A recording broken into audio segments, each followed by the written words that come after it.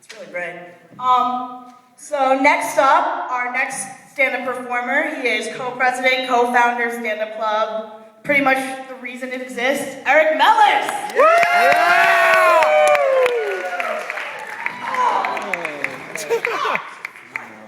Get off the stage. My time.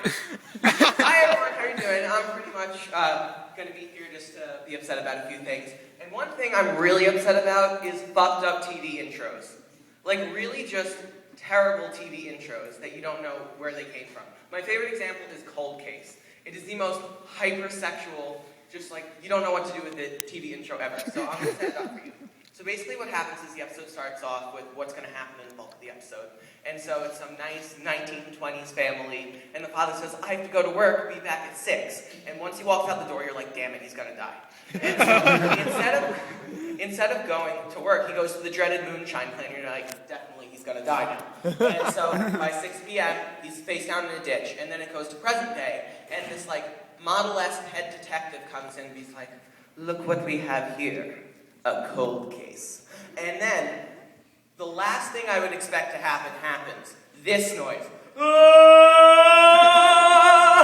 Yes, it's...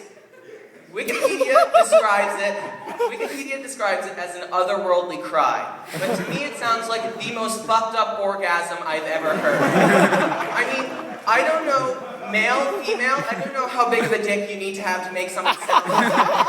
Honestly, that is some bestial shit. Okay.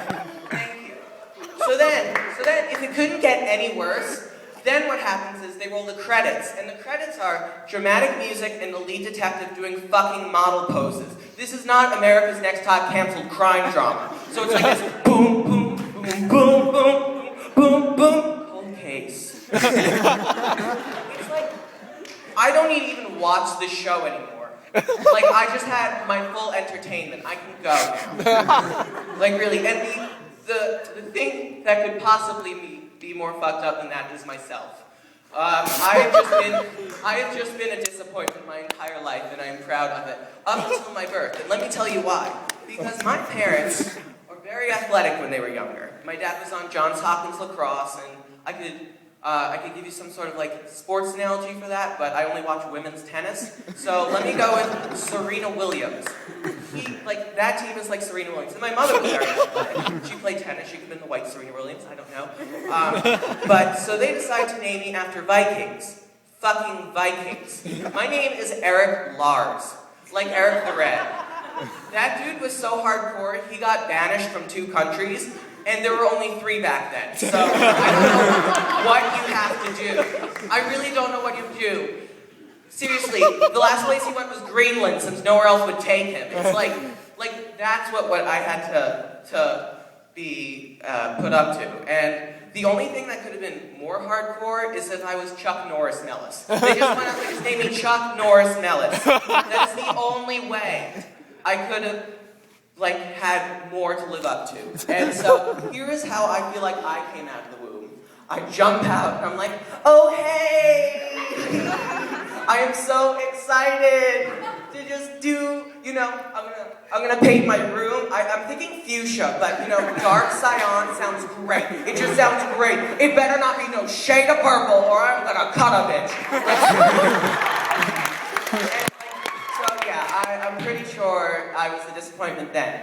And I'm going to tell you one more story about how I was a disappointment. In middle school, I decided to run for student government. And that went. So let's see. So my mother was my campaign manager. And so she turned from white Serena Williams into Barbara Streisand's adoring Jewish mother.